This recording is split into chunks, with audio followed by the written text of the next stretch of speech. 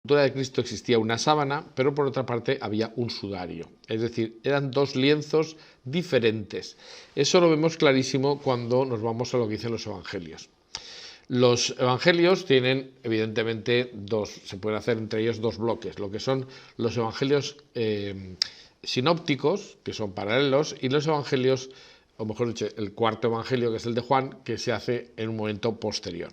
Los sinópticos coinciden bastante en sus expresiones, y Juan suele utilizar expresiones diferentes, porque el evangelio de Juan se hace para completar lo que ya habían dicho los sinópticos. Pues bien, si leemos lo que dicen Mateo, Marcos y Lucas, en el caso del entierro de Jesús, pues vemos clarísimamente que los tres mencionan que José de Arimatea envolvió a Jesús en una sábana pura, en una síndone catará, dice Mateo, o en una síndone, dice Marcos, o en una síndone, dice también Lucas, es decir, una sábana. Síndone es lienzo de lino. Sin embargo, Juan menciona otro lienzo, al que llama sudarión en griego. Esta expresión la utiliza también cuando se habla de la resurrección de Lázaro.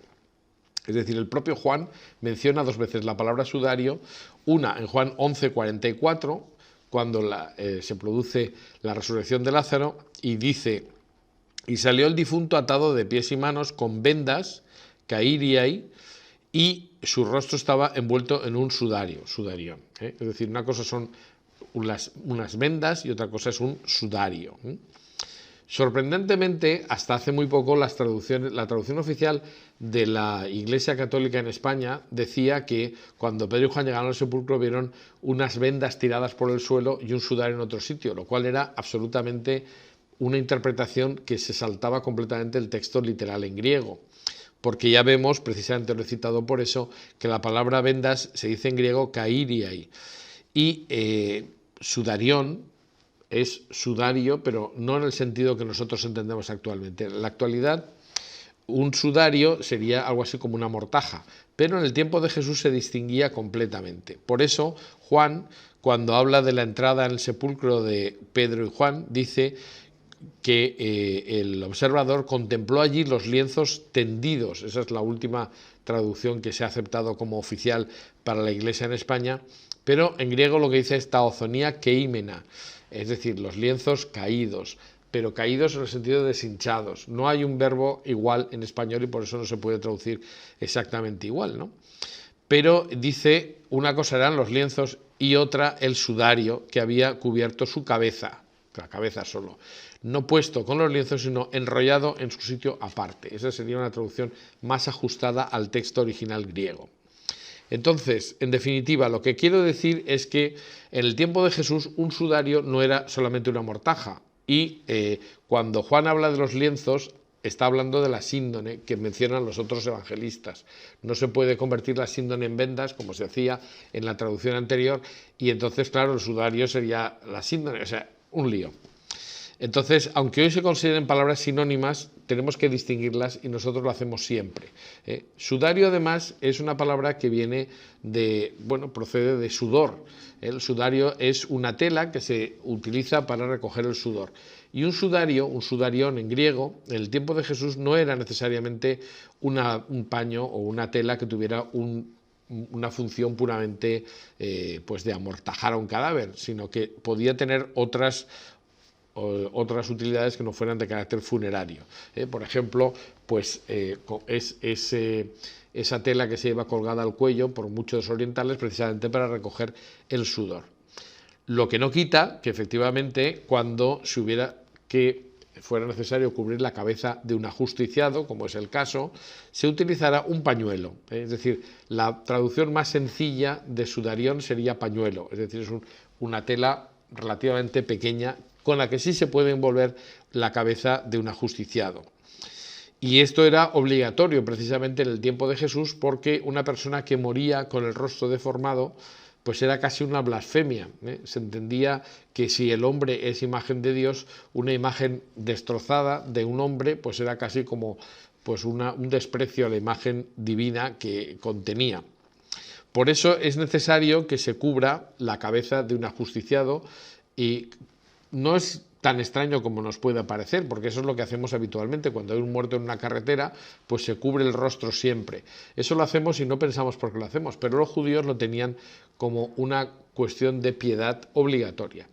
Pero además, si había que mover al cadáver, por ejemplo, en el caso de un crucificado, y este cadáver había muerto con un encharcamiento pulmonar importante, en el momento en que tú intentas mover el cuerpo y si intentas bajarlo de la cruz, es muy fácil que derrame sobre ti mismo el líquido pulmonar que tenga el difunto. Por tanto, es muy oportuno cubrir el rostro e intentar tapar los orificios para que ese líquido del difunto no te caiga sobre sí.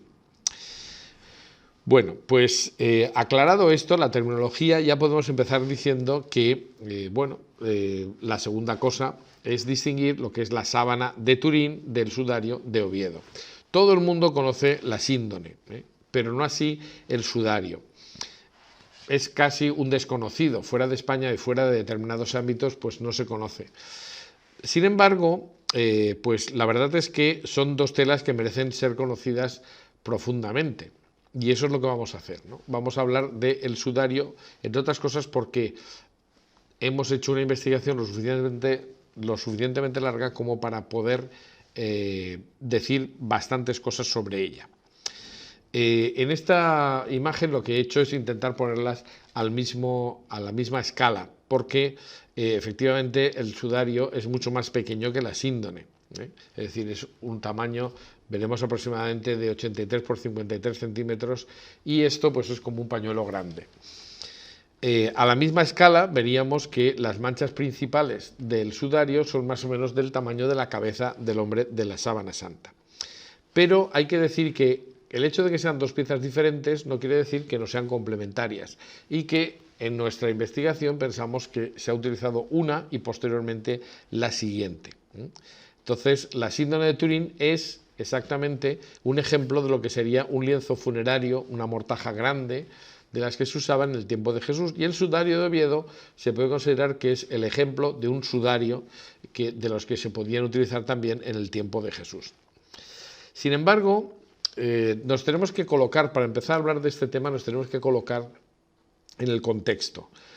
Para los apóstoles, los lienzos sepulcrales que estaban en el sepulcro debieron ser un verdadero problema, porque aunque los judíos tienen perfectamente tabulado todo lo que tienen que hacer en su vida religiosa y en su vida ordinaria, por supuestísimo en todo lo que se refiere al enterramiento de un sujeto, pues no ha previsto nadie nunca, como es lógico, qué ocurre cuando tú vas al lugar donde has dejado el cadáver y el cadáver no está, que es lo que nos dicen los evangelistas que ocurrió con el caso de Jesús.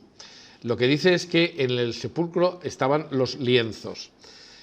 Bueno, ¿y qué había que haber hecho con los lienzos? Lo normal es que los lienzos, una vez colocados envolviendo el cadáver, no se eliminen, no se quiten. Es más, todo aquello que tiene sangre tiene que estar con el difunto. Y normalmente se hubiera dejado el cuerpo corromper y al año aproximadamente se recogía todo lo que quedaba allí y se metía en un osario. Era mucho más pequeño y ahí tenía la sepultura definitiva. Sin embargo, los lienzos que se suponía que estaban en la tumba, en principio no se podían recoger porque si tenían sangre dejaban impuros a quienes los tocaban, pero por otra parte pues tampoco se podían tirar a la basura porque en la sangre se pensaba, desde el punto de vista de la mentalidad judía, así lo dice el Antiguo Testamento, en la sangre está el alma. Por tanto, la sangre de Cristo era algo muy importante, los lienzos con sangre no se podían eliminar, pero por otra parte tampoco era una cosa que se pudiera mostrar, eran algo verdaderamente repugnante. Podemos decir que, los apóstoles recogieron estos lienzos. Bueno, cabe pensar que sí, pero está claro que no lo dijeron. Y de hecho, pues en los evangelios no se dice que lo recogieran, simplemente se dice que estaban los lienzos en el sepulcro. Tenemos algunas referencias muy indirectas y muy tardías que nos dicen, no obstante, que sí, que los lienzos fueron recogidos concretamente por Pedro. Así lo dice, por ejemplo, en la vida de Santanino de Georgia, que es aproximadamente del año 300, su maestro Niáforis, que le indica a Santanino que sí recogieron los lienzos y que lo hizo Pedro. También tenemos una referencia del obispo Isodat de Merv, quien dice que fue Simón Pedro quien guardó los lienzos. Y ya posteriormente, San Braulio de Zaragoza, escribiendo en el siglo VII, en su carta 42 a Tajón, el discípulo Tajón, afirma que Juan y Pedro recogieron los lienzos y se los llevaron cuidadosamente plegados.